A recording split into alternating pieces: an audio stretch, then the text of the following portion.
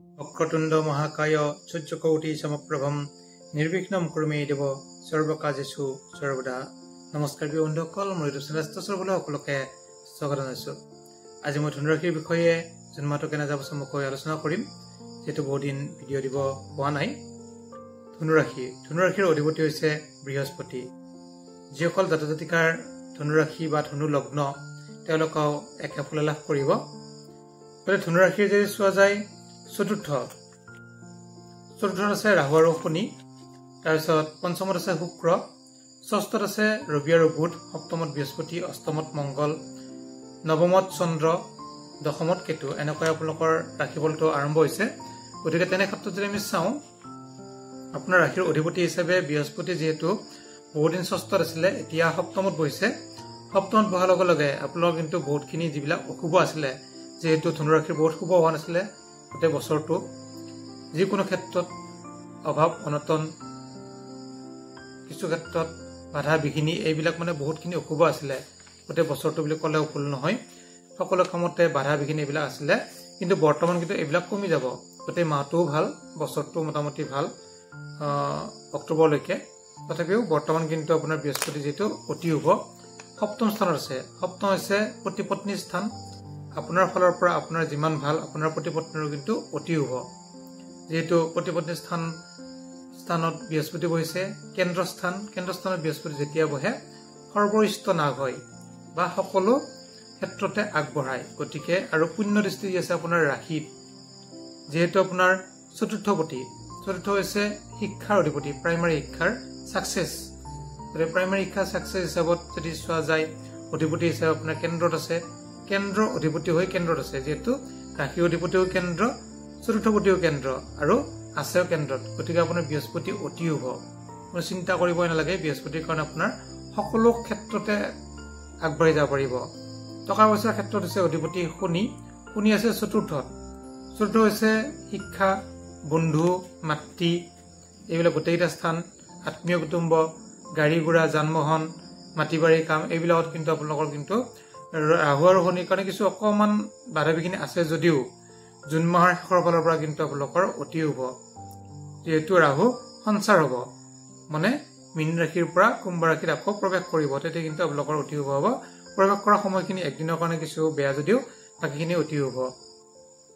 যিটো উচ্চ শিক্ষাৰ ক্ষেত্ৰত বহি আছে শুক্ৰ, অধিপতি মংগল।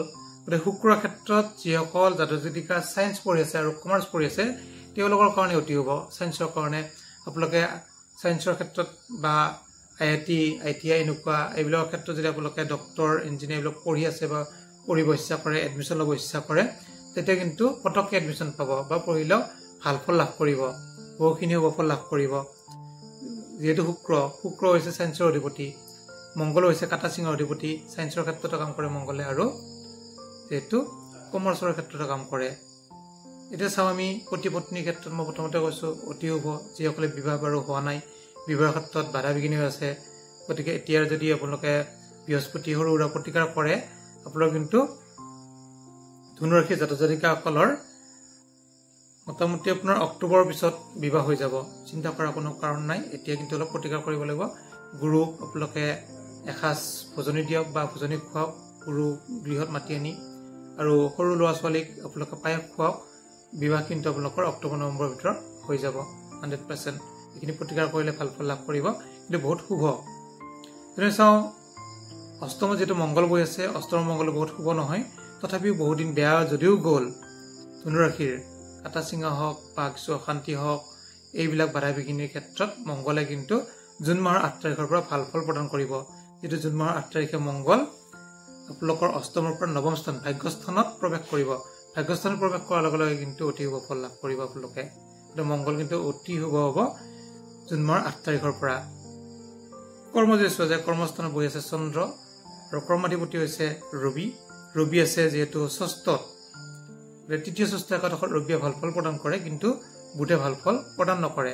তথাপিও কিন্তু যিহেতু অক্টোবৰৰ পিছত ধনুৰাশিৰ অতি শুভ হ'ব, অক্টোবৰত যিহেতু কাতি মাহ পৰিব, কাতি মাহত যেতিয়া ৰবি পাৰ হ'ব তেতিয়া কিন্তু ভাল ফল লাভ কৰিব, আৰু ভাদ মাহত অতি শুভ ফল লাভ কৰিব আপোনালোকে। তথাপিও এই জুন মাহৰ মই ৰাখিব লৈছোঁ কাৰণে জুন মাহতো কৈছোঁ। জুন মাহত ৰবি 17 তাৰিখৰ পৰা কিন্তু শুভ যেহেতু বৃহস্পতি আৰু ৰবি একেলগে লগ হ'ব গুৰু আৰু যেহেতু ৰজা গতিকে ৰাজসভাত যেতিয়া গুৰু বহি থাকে তেতিয়া ভাল ফল প্ৰদান কৰে ৰবি আৰু যেহেতু বৃহস্পতি এটা মিত্ৰ হিচাপে ভাল ফল প্ৰদান কৰিব